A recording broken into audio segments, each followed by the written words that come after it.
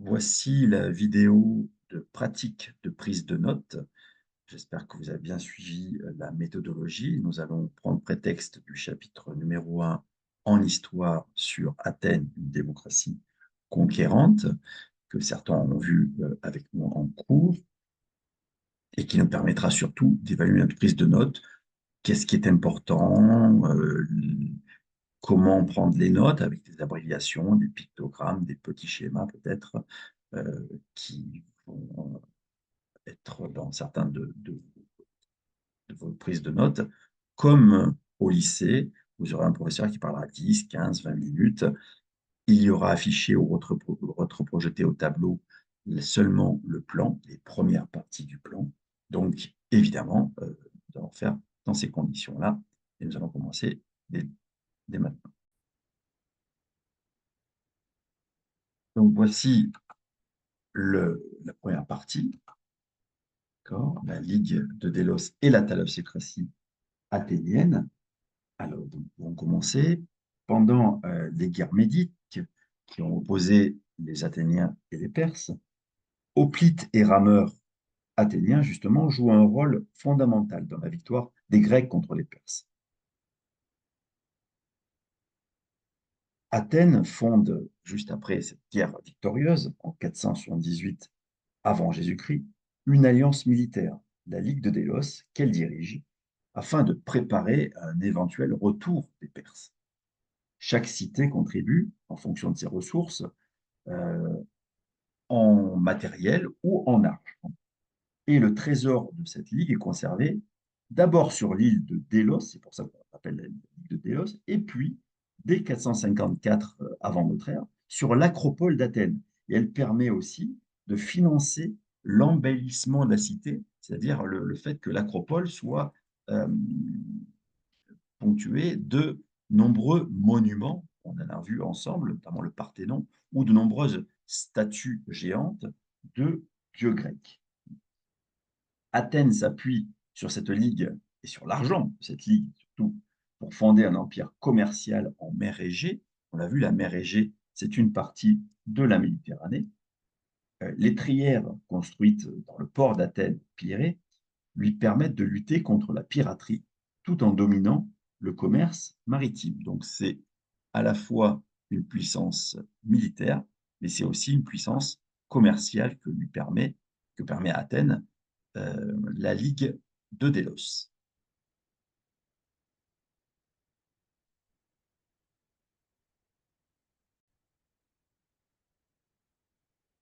Mais Athènes, c'est aussi un régime politique particulier que les autres cités n'ont pas. Euh, Dès la fin du VIe siècle, euh, des régimes qui s'apparentent à la démocratie se mettent en place à Athènes avec des réformateurs comme Solon, Solon, ou Clisthène, dont vous avez la biographie dans votre livre, page 44, qui renforce l'égalité entre les citoyens et le fonctionnement du régime. La démocratie repose sur le principe de l'égalité des citoyens en politique pour obtenir des postes à responsabilité, mais aussi l'égalité devant la loi, qui va être jugé non pas si vous êtes riche ou pauvre, ou influent ou pas influent. La loi des Grecs, donc, des Grecs athéniens, permettent d'organiser la vie en cité et la communauté des citoyens. Le peuple, l'ecclésia, donc, dont vous avez donc le fonctionnement dans votre livre, page 35, hein, l'ecclésia, l'ensemble des citoyens qui se réunit sur une colline à Athènes, participent directement à la création des lois avec la boulée, participent directement à l'exécution de ces lois en étant des magistrats qui administrent la cité et qui appliquent ces lois-là, et participent directement aussi à la justice via le tribunal de l'Héliée. Les magistrats, mot important, hein, vous avez votre définition dans votre livre, hein, à la page 34, les magistrats, donc, ils sont élus ou tirés au sort pour exercer pendant 1 an.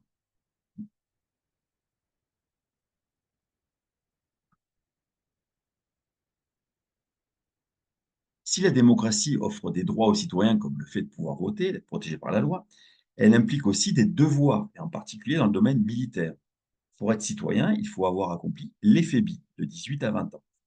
L'égalité entre citoyens est le reflet de la camaraderie, de la cohésion à la guerre. Les hoplites, qui représentent la majorité de l'armée athénienne, combattent en rang serré et sont responsables collectivement de la vie de leurs camarades, notamment pendant les guerres médiques et la guerre contre les Perses. Donc les Athéniens se distinguent. Ils écrasent l'armée ennemie à Marathon. C'est une bataille terrestre, donc les hoplites sont en première ligne. Marathon, c'est en 490 avant notre ère. Athènes aussi écrase les Perses dans une bataille navale à Salamine en 480 avant notre ère. C'est la contribution de la Ligue de Délos et la construction, évidemment, de bateaux particuliers qui s'appellent les trières, vous le savez.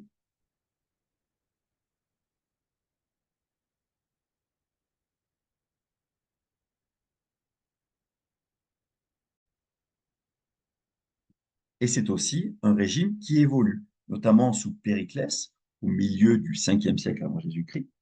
Vous avez un dossier sur Périclès à la page 40 et 41. Donc, sous Périclès, les institutions évoluent vers la démocratie directe par la création d'une indemnité pour les jurés les plus pauvres. Hein. Tout le monde de participer et ça ne va pas être une excuse d'être ou un problème d'être pauvre ou riche. Et donc, ceux qui ne peuvent pas, par leurs moyens financiers, participer à certains postes à responsabilité sont indemnisés par ce revenu-là. En revanche, en 451 avant notre ère, Périclès toujours, limite l'accès à la citoyenneté aux fils de pères et de mères citoyennes. Avant, les citoyens étaient seulement de pères citoyens, ce qui a pour effet de diminuer le nombre de citoyens et pourquoi pas, en ce sens, de limiter la démocratie à Athènes. Donc à la fois, Périclès est considéré comme un père de la démocratie à Athènes et certaines de ses réformes limitent l'accès à la citoyenneté des habitants d'Athènes. Ça nous permet de faire une transition vers le numéro 3, les limites de la citoyenneté à Athènes, et notamment, donc, on peut donc écrire le grand 3.